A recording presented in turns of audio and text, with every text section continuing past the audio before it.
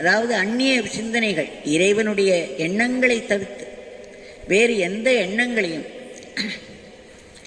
உள்ளே இடம் கொடுக்காமல் சதா இறைவனுடைய உபாசனையில் ஈடுபட்டிருப்பவர்கள், அவர்களுக்கு தேவையானவற்றை நானே கொடுத்தருள்வேன்.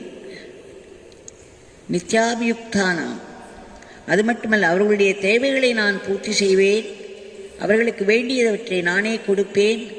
யோகக்ஷேமம் மகாமேகம், அவர்களிடம் இருப்பவைகளை நான் பாதுகாப்பேன் என்று சொல்கிறார். அவர்களுக்கு தேவைகளை நான் கொடுப்பதோடு அவர்களிடம் இருக்கும் செல்வத்தை நான் பாதுகாப்பேன் என்று சொல்கிறார்.